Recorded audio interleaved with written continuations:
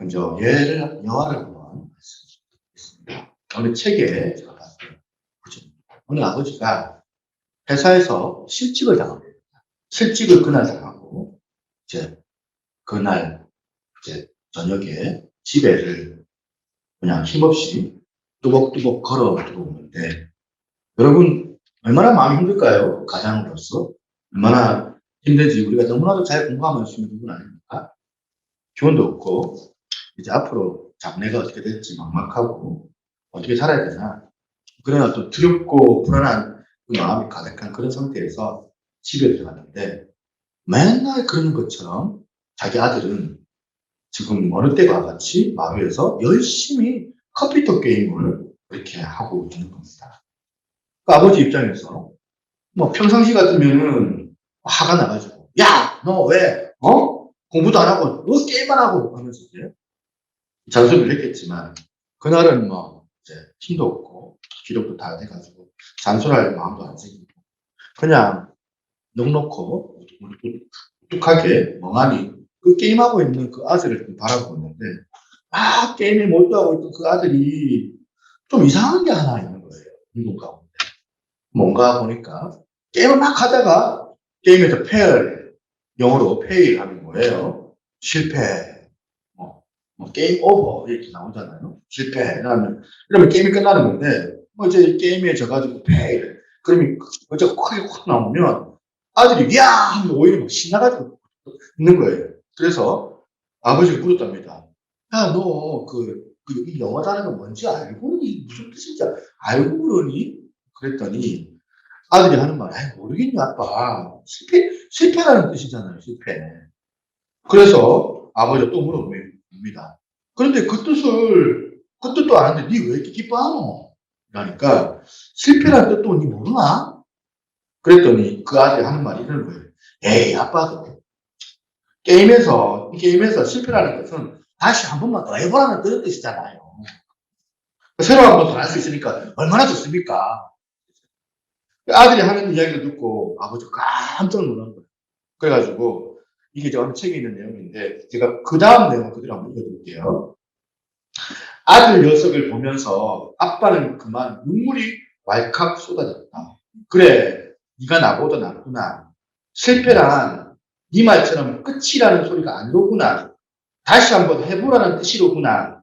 새롭게 시작하라는 뜻이니 오히려 신나는 일이 맞구나. 아빠는 다시 일어난다.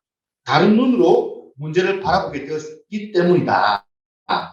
다른 눈으로 바라보는 거. 다른 눈으로 이 문제를 바라보았기 때문에 다시 일어날 수 있게 되었다는 것을, 어떻게 보면 이렇게 평범한 이야기 같아 보이지만 이 이야기가 참 제 마음에 와닿았던 것 같아요. 왜냐하면 TV나 매스컴, 또 코로나 사태 때문에 이제 여러 가지 어려움을 당하고, 오늘 뉴스를 보니까 코로나 사태, 한국교회 개독교 하면서 확진자 10명 추가, 이런 말들이 나오는데, 한국교회 목회자들이 이런저런 소리 들으면서 또 한편으로는 성적 타락하는 이런 소리도 잠시 듣잖아요.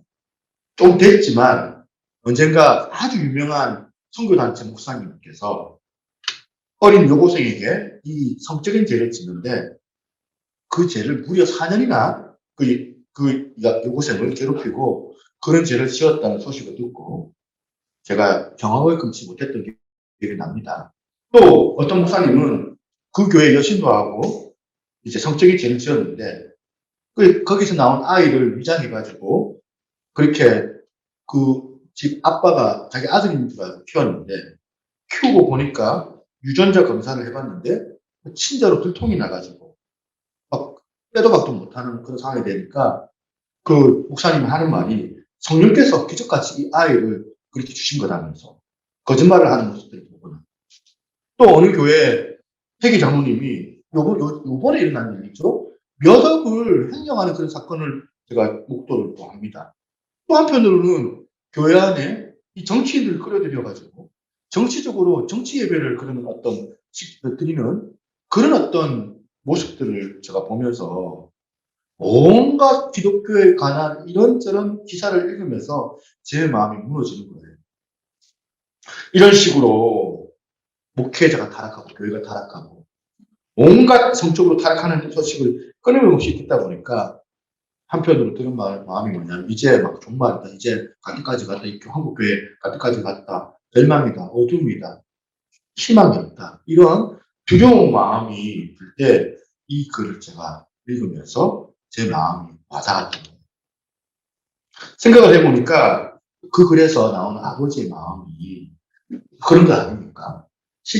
채집당하고 그날 낙심해가지고 이거 어떻게 하느냐. 내 장래 뭐 먹고 사노. 우리 집안에 우리 애들 내가 가장인데 그렇게 염려하는 게 그게 틀린 생각이 아닙니다. 그렇지 않습니까? 그런가 하면 또 그 아들이 막 가지고 있는 그 생각, 다른 시각, 게임에서 fail이라는 이 단어는 다시 한 번만 더 해봐라. 그런 뜻이라고 이야기하는 그 아들의 시각도 틀린 얘기가 아니에요. 옳은 얘기가 아닙니까, 그거? 인간적으로 보면 또 한국교회, 또 우리 교회도 마찬가지고 그냥 초락이 짝이 없는 이 비참한 소식들이 막 계속해서 연일 흘러나오고 있는데 그러면은 우리 안에 드는 마음이 뭐예요? 이제 한국교회 끝이다. 희망이 없다. 한국교회 절망이다. 이런 시각으로 보는 생각도 틀린 게 아니고 또 한국 사회가 이래가지고 우리 기독교가 어떻게 이렇게 자리를 잡을 수 있겠느냐. 그런 절망적인 시각도 틀린 건 아니지만 그러나 다른 눈으로 우리가 문제를 바라보기 시작할 때 여전히 우리 하나님은 살아계시고 그러니까 여전히 하나님의 사랑이 우리와 함께 하신다면 인간의 절망이 곧 하나님이 희망이 될 수 있다는 이 양면을 보게 되는 거예요. 호세아서 11장 8절 다시 한번 보겠습니다. 에브라임이여 내가 어찌 너를 놓겠느냐. 이스라엘 내가 어찌 너를 버리겠느냐. 내가 어찌 너를 아드마같이 놓겠느냐. 어찌 너를 수고인같이 두겠느냐. 내 마음이 내 속에서 돌이켜 나의 국률이 온전히 불붙도 다두다. 그러니까 이 당시 호사 시기 때 이 당시에 지금 이스라엘 백성들이 그렇게 하나님 앞에 순종해가지고 영적인 그 부흥이 일어나고 그런 때가 아니에요. 그런 때가 아니고 지금 그런 상황에서 좀 절망적인 상황입니다. 이 절망적인 상황에서 하나님께서 말씀하시긴 뭐랍니까? 내가 어찌 너를 놓겠느냐? 내가 어찌 너를 버리겠느냐? 오늘 현실 이렇게 초라하게 짝이 없는 한국교회 그리고 우리 교회 또 저 같은 목사들에게 주시는 그런 말씀 같더라고요. 여러분 이 말씀이 이게 왜 희망이 됩니까? 한 번씩 매스컴에서 이렇게 막 대대적으로 부도덕한 이런 사건들이 보도가 되면 저는 그때는 막 소노인들 만나기가 두려워요. 한 번씩 슈퍼마켓 같은 데 가가지고 이제 이 홍프로서 가는데 막 뒤에서 목사님 이렇게 부르면 부끄러워가지고 그냥 아저씨로 불러주시지. 제가 만나는 많은 그럼에도 불구하고 제가 만나는 많은 목사님들 보면 여전히 열심히 목회를 하시고 어떻게 하든지 간에 하나님 앞에서 성도들을 대하고 기도하는 일에 말씀을 전하는 일에 게을리하지 않는 목사님이 많이 보거든요. 열악한 환경 속에서 여전히 신실하게 살려고 열심히 부단하게 살려고 애를 쓰고 참된 말씀대로 그렇게 지키려고 목회하려고 애쓰는 그런 수많은 우리 목사님들, 우리 사모님들이 많이 있어요. 그들의 공통점이 뭐냐 보니까 오늘 이 말씀을 붙잡는 거예요. 내가 어찌 너를 놓겠느냐. 내가 어찌 너를 버리겠느냐. 이게 하나님의 사랑을 경험하기 때문에 이건 하나님의 사랑을 경험하기 때문에 저는 오늘부터 이제 호세아서를 한번 쭉 이제 여러분들과 될 수 있는 시간을 한번 살펴보려고 합니다. 호세아서를 통하여서 제가 기대하는 게 뭐냐면 우리 성도님들이 예배를 드릴 때마다 하나님의 그 놀라운 사랑을 경험하는 어떤 경우에서도 포기하지 아니하시는 그 놀라운 하나님의 사랑을 여러분들이 예배 가운데 느끼면 좋겠다. 느끼면 우리 예배는 정말 하나님 앞에 영광이다. 오늘 그 사랑을 여러분들이 맛볼 수 있는 은혜가 있기를 소망합니다. 그렇다면 이제 여기서 중요한 게 하나가 있어요. 이렇게 우리를 놓치지 아니하시고 포기하지 아니하시는 그 하나님의 사랑을 우리가 경험하려면은 저와 여러분들 이 자리에 지금 얼렁뚱땅 앉아있는 사람들이 있나요? 설렁설렁 예배 드리는 사람들이 있나요? 예배를 드릴 때 최선의 예배를 드려야 되지 않겠습니까? 우리가 드릴 때 잠이 오더라도 졸린 눈을 비비면서, 피곤하더라도 그 졸린 눈을 깨우면서, 딴 생각하고 싶고, 컴퓨터 만지고, 핸드폰 만지고 싶고 해도, 그거 내가 결제하면서, 최선의 예배를 드리려고 하는 그 모습이 우리 가운데 필요하잖아요. 하나님의 공의, 하나님의 정확한 진단, 오늘 우리 현실이 어떠한지를 정확하게 직시를 우리가 먼저 해야 됩니다. 첫 번째. 그냥 어물쩍, 그냥 슬슬쩍 넘어가는 것이 아니라 참 아프지만, 참 안타깝지만, 참 부끄럽지만 정확하게 우리 교회의 현실, 정확하게 한국교회의 현실을 우리가 직시해야 돼요. 그런 맥락에서 오늘 이 호세아서는 그 당시 이스라엘 백성들을 향한 먼저 하나님의 정확한 진단으로부터 그 말씀이 시작되는 게 오늘 호세아서라는 거예요. 호세아서 4장 1절 2절 말씀을 한번 띄워주세요. 4장 1절 2절을 보시겠습니다. 이스라엘 자손아 여호와의 말씀을 들으라. 여호와께서 이 땅 주민과 논쟁하시나니 이 땅에는 진실도 없고 인애도 없고 하나님은 아는 지식도 없고 오직 저주와 속임과 살인과 도둑질과 가늠뿐이요 포악하여 피가 피를 이음이라. 그 당시에 지금 이스라엘 백성들의 상황이 지금 하나님께서 내리는 진단이 뭐라고요? 한마디로 말하면 지금 중병이라는 거예요. 중병. 이제는 죽게 되었다는 거예요. 죽어도 할 말 없다는 거예요. 상한데가 한 군데도 없다는 거예요. 지금 상황이. 제가 오늘 호세아서 첫 시간입니다. 그래서 그 당시 오늘 이 이스라엘 백성들이 가지고 있었던 이 문제점을 좀 분석을 좀 해보고 그리고 난 다음에 하나님이 그 사랑이 어떠한가에 대해서는 다음 주에부터 구체적으로 한번 살펴보기를 원하는데요. 두 가지입니다. 문제가. 첫 번째가 뭐냐면 그 당시 이스라엘 백성들이 가졌던 문제점 두 가지 중에 하나가 뭐냐면 크게 음란하다라고 진단하신 하나님이시라는 사실.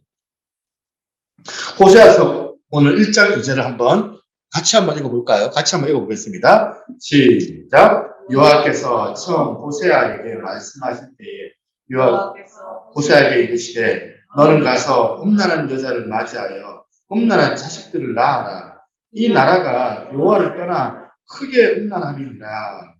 앞에서 말씀드렸던 것처럼 호세아서는 하나님의 정확한 진단으로부터 시작하는 말씀입니다. 하나님께서 그 시대 이스라엘 백성들에게 어떤 진단을 지금 내리고 있습니까? 이 나라가 여호와 하나님을 떠나서 크게 음란했다. 이게 하나님의 진단이에요. 그렇다면 여기서 음란하다. 이 말씀, 이게 뭔지 아는 게 중요한데 여기 나오는 이 음란하다는 이 단어는 그 원어로 보면은 지금 자나라는 단어예요. 자나. 이 단어는 글자 그대로 그냥 우리나라 말로 가늠하다, 음란한 행동을 하다 이런 뜻을 가지고 있는 단어인데 이 단어의 중요 포인트 핵심이 뭐냐 보니까 이 단어는 기본적으로 약속을 지키지 않는 불성실함을 나타내는 뜻이에요. 음란하다. 그렇기 때문에 이 자나, 지금 음란을 뜻하는 이 단어가 인간과 하나님과의 그 관계적인 측면으로 풀어보면은 이 단어를 사용하면은 이 하나님의 자녀들이 하나님 언약을 깨뜨리고 하나님 외에 다른 신을 섬기는 우상 숭배하는 그 배도 행위를 설명할 때 사용되는 단어가 자나고요. 그런가 하면 이 자나라는 단어가 너와 나 우리 사이 인간들 간의 관계적인 측면에서 이 단어가 사용되어지는 경우에는 배우자 외에 다른 이성과 육체적인 관계를 맺는 행위. 이거를 이제 말해서 자나라고 해요. 그러니까 여러분 이 자기 배우자 말고 다른 이성하고 육체적인 관계를 맺는 이것 역시도 약속을 지키지 않는 불성실함 아닙니까? 그 불성실함을 바탕에 두는 거 아닙니까? 분명히 결혼할 때, 이 남자는 이 여자와, 이 여자는 이 남자와 평생 사랑하겠노라 그렇게 해놓고, 다른 어떤 대상을 사랑하고, 다른 어떤 대상에게 육체적인 관계를 맺는 것, 이것은 그야말로 약속을 지키지 않는 불성실함에서 이 단어가 어떻게 보면 바탕을 두고 있다는 겁니다. 그런가 하면 이 히브리어로 이 자나는 이 번역이 되면서 70인역, 헬라어로 번역된 70인역에서는 포르네이아라는 이 단어로 번역이 돼요. 헬라어로는. 포르네이아, 좀 많이 들어봤죠? 이 단어 좀 들어본 것 같지 않습니까? 이 포르네이아가 지금 이제 영어 단어로 포르노로 파생이 되거든요. 포르노. 그러니까 기본적으로 이 포르네이아라는 단어의 뜻이 뭐냐면 쾌락을 추구하기 위해서 수단과 방법을 가리지 않는 태도. 이게 포르네이아예요. 그러니까 지금 2절 하나님께서 이 온 나라가 지금 음란한 상태라고 지금 말씀을 하셨는데 크게 두 가지로 설명하고 있는 거예요. 첫 번째가 뭐예요? 영적인 음란함. 두 번째가 뭐예요? 육신적인 음란함. 이렇게 영적인 음란함, 육신적인 음란함으로 나눌 수 있는데 그렇다면 여러분 이 이스라엘 백성들이 먼저 영적인 음란함을 가졌다고 하는데 그 영적인 음란함은 뭘 얘기하는 겁니까? 이들은 출애굽할 때 이스라엘 백성들이 광야 생활하다가 40년 만에 드디어 가나안 땅에 진입을 했는데 가나안 땅에 들어가 보니까 새로운 세상이 펼쳐지는 거예요. 가나안은 농사를 짓는 농경 그런 어떤 문화인 거예요. 농사를 지어가지고 곡식을 얻어가지고 먹고 사는 그런 문화인데 이스라엘 백성들 그전에는 뭐 했어요? 광야에서 유목 생활을 양이나 치고 그렇게 다니지 않았습니까? 초원에서 양 몰고 다니다가 오늘은 여기서 자다가 그냥 천막 다시 튀어가지고 다시 저쪽에 가가지고 다시 정착을 하고 이렇게 커튼 걷어가지고 이곳저곳 사는 생활을 하던 백성들이 이제는 한 곳에 들어가가지고 이제 오랜 세월을 정착을 해가지고 농사를 지어야 하는 그런 어떤 생활을 해야 되니까 어떻게 됩니까? 얼마나 어색합니까? 그러니까 그 주변에 원주민들이 있어요. 가난한 원주민들이 농사를 잘 짓는 이 모습을 보면서 너무너무 부러운 거예요. 좀 배우자. 어떻게 하면 농사를 잘 짓는 거 배우자. 보니까 가난한 원주민들이 하는 얘기가 뭐냐면 너희가 진짜 농사 잘 지으려면 비를 주관하는 바알신을 잘 섬겨야 돼. 비를 주관하는 바알신. 그런데 이 이스라엘 백성들은 한 번도 하나님을 떠난 적이 없습니다. 하나님도 믿고 바알신을 섬겨. 나는 이제 하나님 안 믿는다. 나 하나님 떠난다. 그런 생각을 이스라엘 백성들이 단 한 번도 한 적이 없습니다. 뭐라고? 하나님 여전히 믿어요. 이 사람들.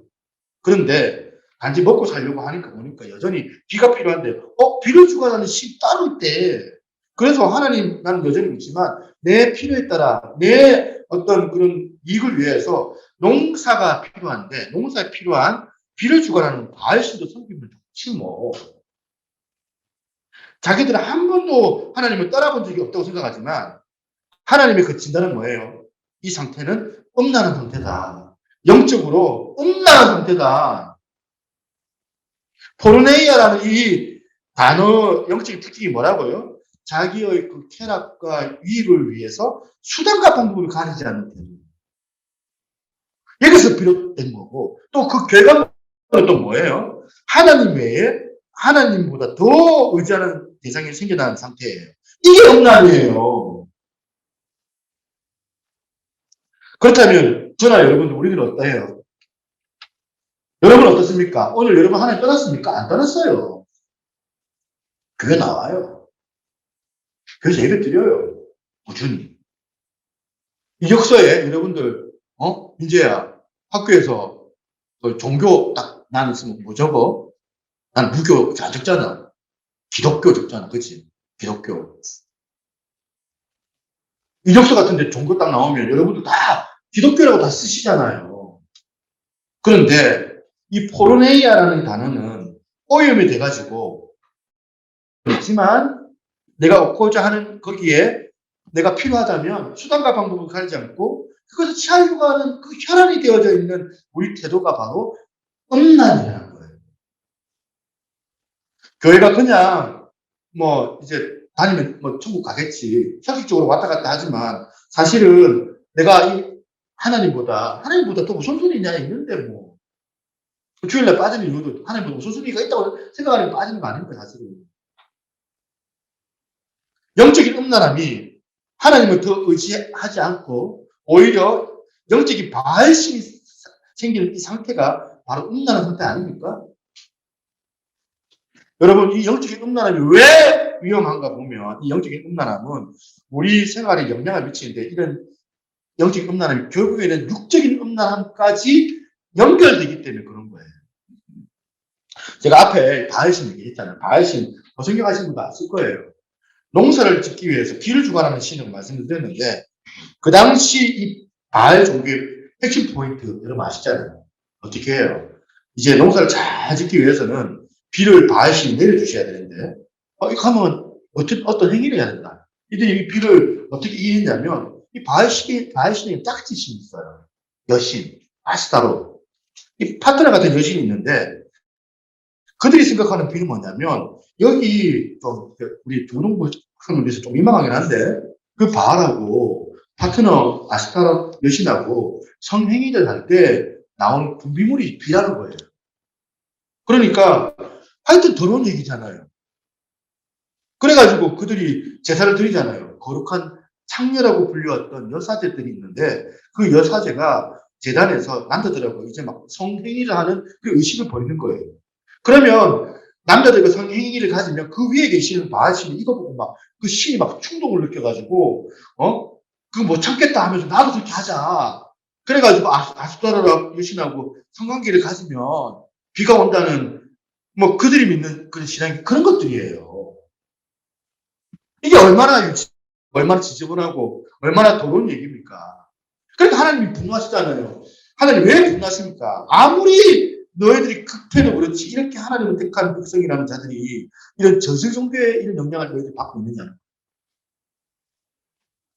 여러분 다 아시지만 지금 이 세상에 통용되는 모든 거의 대부분의 문화가 기본적으로 포르네이아를 바탕으로 하는 거 아닙니까? 그래서 결과로 나타나는 두드러지는 영적인 현상, 보면 사회적인 현상이 뭐예요? 성적인 타락이잖아요. 우리 아들을 제가 핸드폰을 검사를 한번 해볼까 그런 마음 한번 있었는데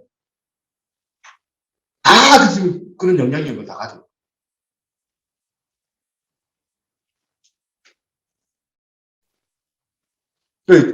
저희 집에 컴퓨터 하는 방이 있는데 자기 방으로 옮겨달라고 하는데 안 돼.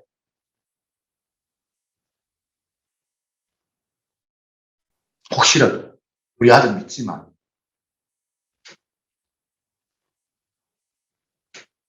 지금 미국 사회를 보면 동성 결혼을 큰 어떤 그런 이슈가 있잖아요. 그 동성 결혼이라는 큰 축으로 말미암아 그 큰 미국이라는 나라 근간이 흔들리고 있는 것을 우리가 느낄 수 있습니다. 누가 이런 얘기를 하는데 지금 미국 대학가에는 남녀 화장실 구분이 없어지는 추세라고 합니다. 남자 화장실, 여자 화장실이 다 통폐합이 됐대요. 왜냐하면 동성연애 하시는 분들이 민망할까봐. 그러니까 이제 화장실을 남자, 여자 화장실이 없어지는 그런 추세래요. 수년 전에 미국의 굉장한 명문대학 기숙사에서 학생들이 데모를 했대요. 무슨 데모를 했냐니까 왜 기숙사에 보통 이제 기숙사 같으면 2인 1실이잖아요. 그럼 이제 남자는 남자하고 룸메이트고 여자는 여자하고 룸메이트 있잖아요. 그러니까 기숙사 왜 파트너가 남자냐? 왜 남자는 남자끼리, 왜 여자는 여자끼리? 왜 이걸 이제 그냥 배정하느냐? 동성연애자들 있으면 어떡하려고? 동성연애자들이 있으면 남자는 남자끼리, 여자는 여자끼리 이거 배정이 안 된다. 그런 성적인 행위를 할 수도 있는데 자기들끼리 어떻게 이 기숙사를 여로 이렇게 구분을 하느냐. 막 이렇게 이렇게 미국에서 실제로 그런 데모를 했대요. 그런 데모를 하니까 결국에는 통과가 돼가지고 명문대학교 때 1학년 때는 그래도 이제 남자, 여자 이렇게 배정을 하지만 2학년 때부터는 이제 파트너를 자기가 정한대요. 이 남자가 이 여자랑 나서 하고 싶다. 그러면 이제 배정을 해준대요. 이게 어떻게 돌아가는 이야기입니까? 급변하는 이 세계 문화, 이 세대 문화가 기준과 가치가 다 무너지고 있는 상황을 보고 있거든요. 이게 이제 제가 지금 미국 얘기만 했지만 지금 이게 우리나라도 미국 문화 영향을 받는 나라니까 벌써부터 이상한 문제거리들이 지금 생겨나고 있습니다. 여가부, 폐지, 있어야 된다, 이렇게 의견들이 설랑설레하겠지만 한 번은 대안학교 우리 부모님들을 만나는데 대안학교 부모님들이 이런 얘기를 하더라고요. 일반 학교를 가봤더니 일반 학교에 여가부에서 교육을 나와가지고 남자 아빠 그리고 남자 엄마 이렇게 가르쳐요. 다양한 가정의 모습이 있다. 존중해 주자. 그걸 가르친대요, 애들한테. 책들을 막 그런 책들 꽂아 놓는데요. 그 보라고.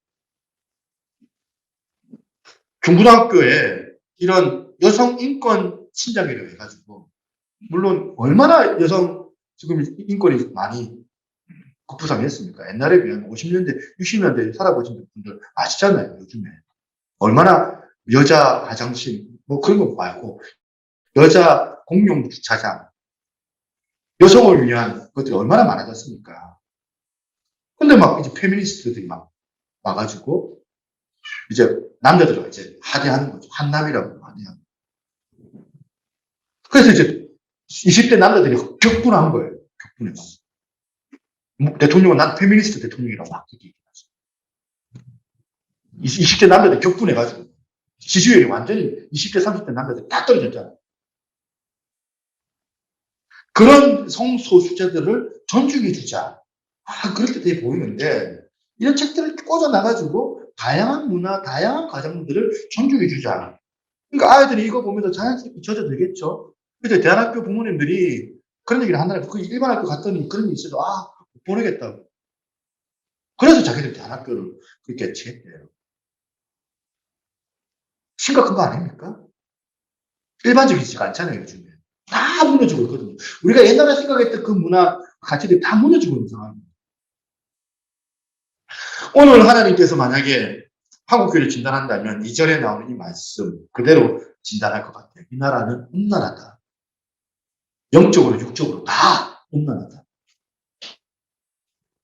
두 번째, 지금 이스라엘 백성들이 가졌던 문제점 또 하나가 있습니다. 지금 하나님께서 그들을 향하여서 지금 말씀하세요. 너희들 진짜 상황 심각하다. 이 나라 진짜 그 음란한 상태다. 그렇게 말씀하시는데 이스라엘 백성들 어떻게 해요? 그 하나님의 지적에 동의를 안 하는 거예요. 이 호세아서에 그런 식의 이미지가 많은 말씀들이 있거든요. 먼저 그 중에 하나가 있습니다. 호세아서 12장 8절을 보겠습니다. 에브라임이 말하기를, 지금 이제 백성들이 하나님 말씀하시는 반론하는 거예요. 에브라임 말하기를, 나는 실로 부자다. 내가 재물을 얻었는데 내가 수고한 모든 것 중에 제라 할 만한 불의를 내게서 찾아낼 데가 없다. 얘기를 해요. 무슨 문제냐는 거예요, 지금 하나님. 분명히 너희들은 지금 중병에 걸렸다. 그 문제를 지금 제기하고 계시는데, 지금 정작 지금 이스라엘 백성들은 동의를 안 하는 거예요. 이것도 참 문제 아닙니까? 너무 큰 문제잖아요. 야, 너 잘못해서 얘기했는데, 이랬는데, 뭐가 하면서. 뭐가 잘못했는지 모르겠다면, 이해가 안 된다면서.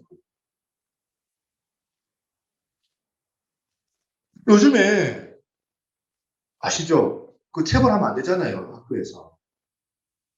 그죠? 학원에서 체벌하더라. 학교에서 체벌하면 안 돼요. 엄마들이 난리가 나니까. 우리 애를 왜 그러냐 하면서. 그러니까 옛날처럼 제가 옛날에는, 제가 중학교 다닐 때, 제가 선생님들한테 뺨을 한 대씩 다 맞아봤었죠. 뺨 때리는 게 그때 일상이었거든요. 애들 뺨 때리는 거. 요즘 뺨 때리면 난리 나죠.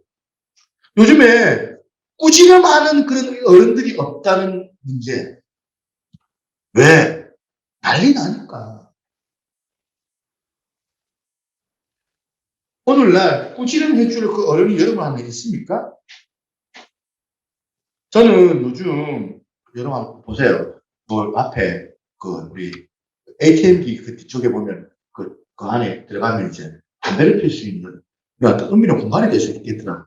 제가 맨 처음에 우리 교회 개척할 때 보면 저 신정 중학교 2학년 3학년 그 당시에요. 그 친구들이 여기서 담배를 다 피우고 있더라고. 중학생 애들이. 근데 지나가면서 멈칫멈칫하면 내가 말할까 말하다가 내가 큰 봉변을 당할까봐 내가 말을 못하고. 응? 아무도 저를 무시해가지고 여러분 그런 상황이 있으면 지적해요. 지적 안 하면 편하겠죠. 오늘날 우리가 옛날에 막 고등학교 다닐 때 막 깡패, 두목, 일진이라 할지라도 야 너 일로 와봐 하면 백발 막 흰머리 난 할아버지가 오셔가지고 막 그러면 되겠어 하면서 막 혼을 내고 그러면 어떤 깡패 상태가 어떤 일진이라도 할아버지 말을 그래도 듣고 있어요. 대들고 그렇게 안 했거든요. 옛날에는. 동의가 되든지 안 되든지 간에. 자기 마음에 납득이 되든지 안 되든지 간에. 어른이 말하면 다 듣고 있는 분입니다. 지금은 없습니다. 제가 여러분들한테 한 소리 하면 여러분도 마음 상하죠?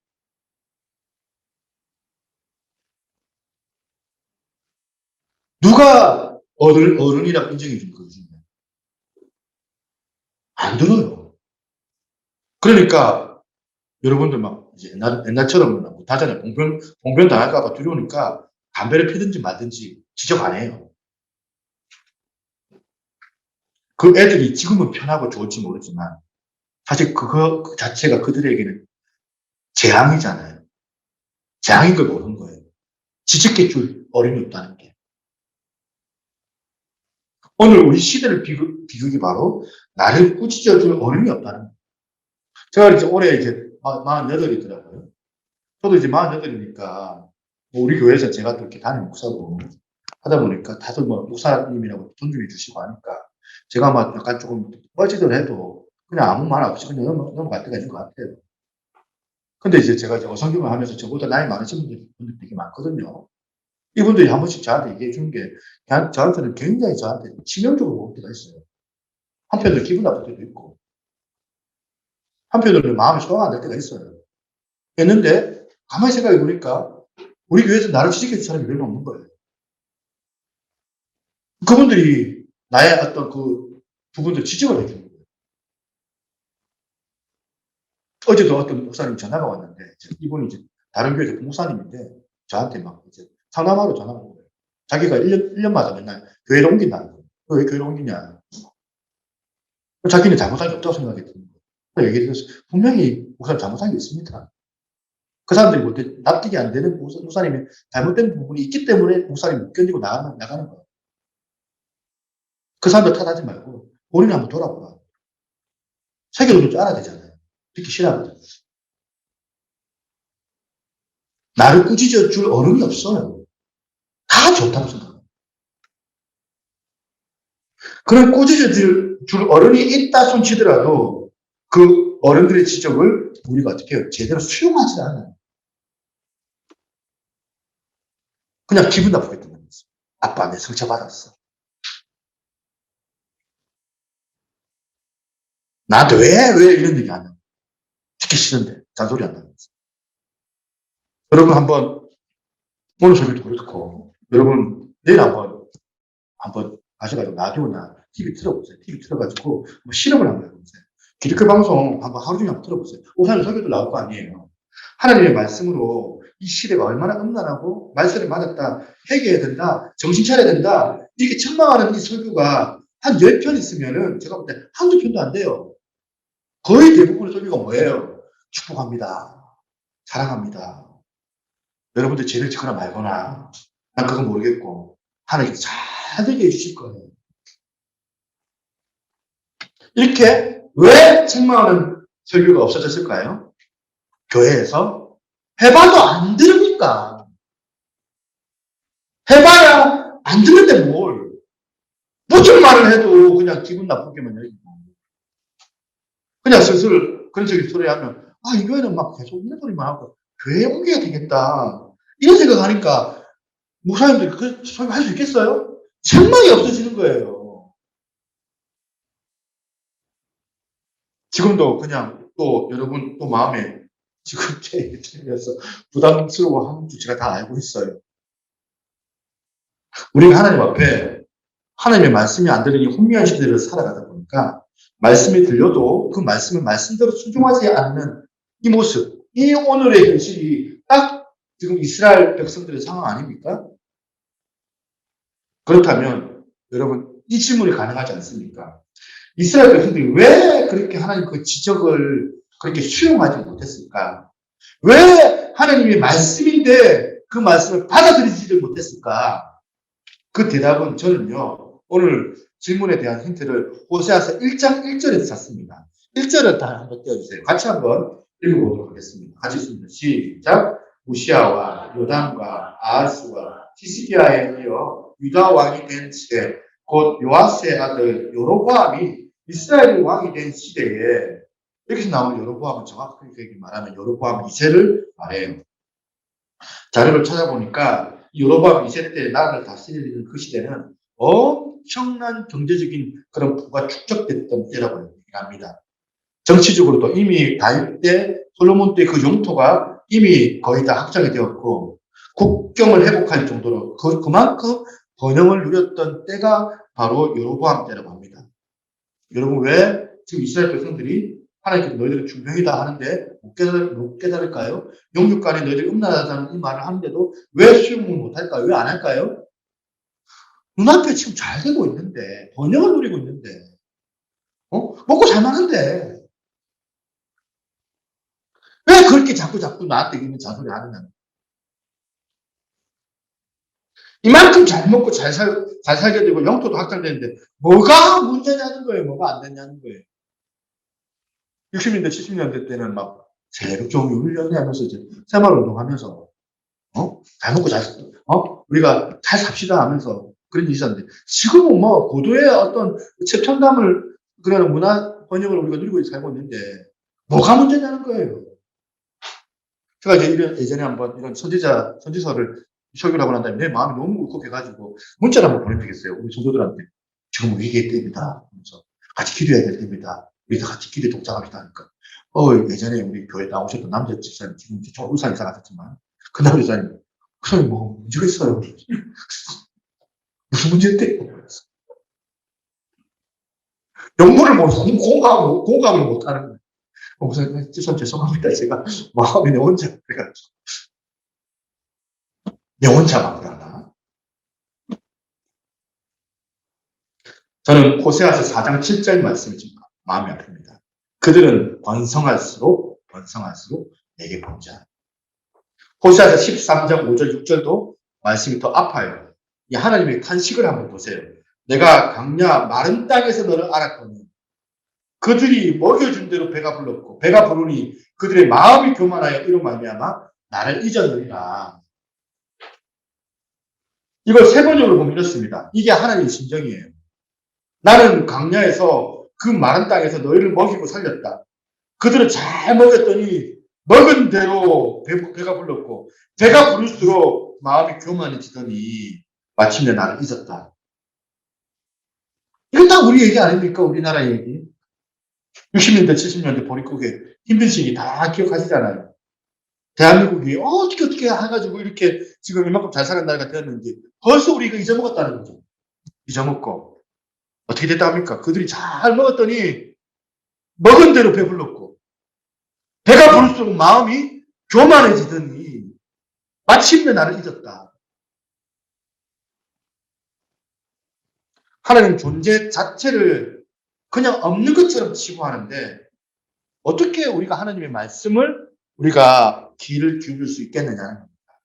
이스라엘 백성들이 이런 상황이에요. 이 딱 우리 얘기 아닙니까? 우리 아예 이해 못해요. 지금. 배를 굶어 봤나? 고생을 해봤나? 사람들한테 상처를 받아봤나? 그러다 보니까 이런 얘기 해도 뭔 소리인가 할지도 몰라요.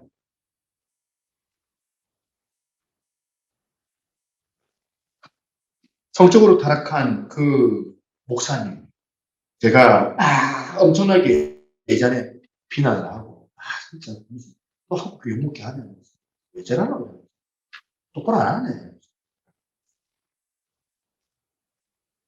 제가 그냥 속으로 막 그랬어요. 누가 사람한테 가지고 판단하고 그러진 않았지만 마음으로 막 분노하고 막 엄청나게 내가 어떻게 목사가 저딴 짓을 할 수가 있느냐고 그러는데 어느 날 하나님께서 저한테 무서운 경고를 주시는 게 뭐냐.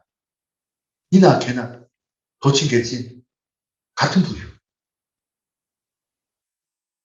이게 뭐 말이 되는 소리입니까 여러분. 하나님께서 저에게 주신 경고가 뭐예요? 뭔지 아십니까?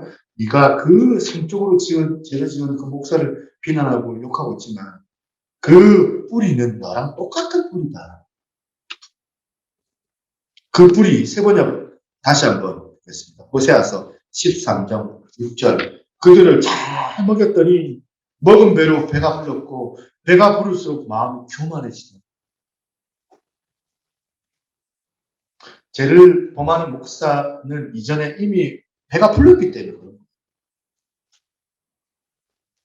그 죄를 치유, 죄의 자리에 가고 안 가고 차이가 있지만 개척할 때 그 어떤 마음, 지금도 사실은 오늘 주일 예배 준비하면서 안에서 합성을 하면서 그 어떤 그 안에 저 문에서 이제 누가 들어오는 것들을 항상 기다리면서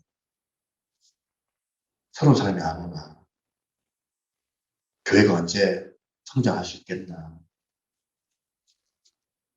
그리고 한 명이라도 좋다. 제가 예전에 1대1 영육책을 보니까, 이게 벌써 10년 됐잖아요. 1대1 영육책을 보니까, 하나님, 우리 교회 10명만 주세요.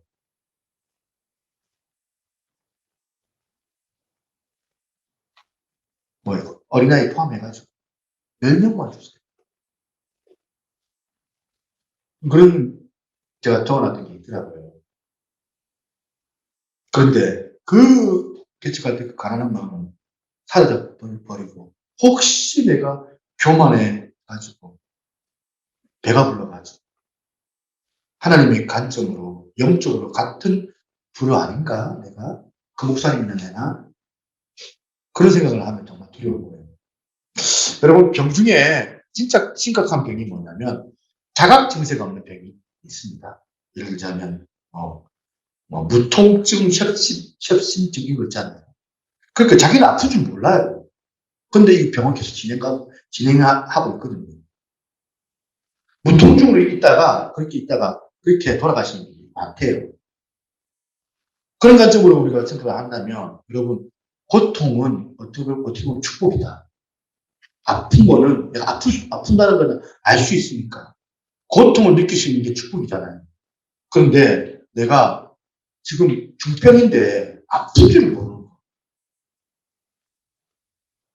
내 영적인 이 상태 때문에 죄로 인해가지고 통증을 느낄 수 있다는 것 자체가 축복인데, 오늘 이 호세아서 말씀을 통하여서 제가 여러분들에게 그동안 혹시 우리 교회가 지금 무통증, 협심증, 증세, 영적으로 그 부분이 있지 않는가.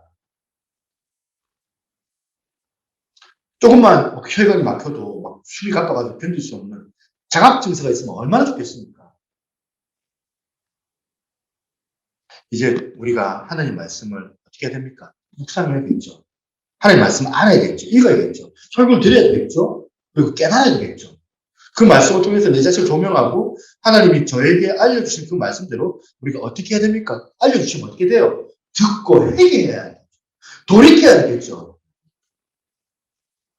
듣고 여러분 돌이키지 않으면은 내 안에 그 중병이 있음에도 못 느끼는 거잖아요. 그 통증은. 호세아서는 우리에게 주신 목적이 바로 이거거든요. 우리 성경을 통하여서 하나님 우리에게 주셨던 목적. 호세아서 6장 1절 말씀. 우리 같이 한번 읽어보겠습니다. 같이 있습니다. 시작. 오라, 우리가 여호와께로 돌아가자. 여호와께서 우리를 찢으셨으나 도로 낫게 하실 것이요. 우리를 치셨으나 싸매어 주실 것이니라. 여호와께서 우리를 찢으셨으나 범죄하고 징계를 받고 가슴이 아프고 마음이 무너지고 어찌할 줄 몰라 그 초라한 자리에 우리가 빠졌다 할지라도 오라, 우리가 여호와께로 돌아가자. 여호와께서 우리를 찢으셨으나 도로 낫게 해주실 것이고 우리를 치셨으나 싸매어 주실 것입니다. 이 확실한 회복을 믿는 게 저와 여러분들의 믿음인 줄로 믿습니다. 아프지만 인정 안 하고 싶지만 오늘 내가 인정하는 거예요. 하나님, 제가 영적으로 병이 들었습니다. 인정하고 싶지 않았지만 겉으로 보기에는 나는 제 안정과 멀쩡하지만 나는 사실 내 마음은 나는 교만합니다. 내 마음은 이 교만이 자리 잡고 있습니다. 내가 잘한 줄 알았습니다. 결론을 맺으면서 참 누구 비난하고 탓하는 이것도 필요하지만 우리 자신이 자각하는 게 중요해요. 판단하고 정죄하지 말고 내 자신을 자각하는 이 마음. 하나님 제가 죄인입니다. 나는 그런 짓 안 하는 것처럼 그냥 아무렇지도 않는 척 지침이를 뚝 떼고 살아가지만 내 내면에는 그 성적으로 제를 보면 그 목사처럼 나도 똑같은 뿌리를 가지고 있는 교만의 병이 있습니다. 우리 교회가 이렇게 호세아서 이 말씀이 선포되는 내내 놀라운 은혜와 역사가 우리 가운데 충만하게 있게 되기를 우리 같이 기도하고 같이 하나님 앞에 회개할 때는 같이 회개할 수 있는 복된 저와 여러분 되시기를 주님의 이름으로 부탁합니다.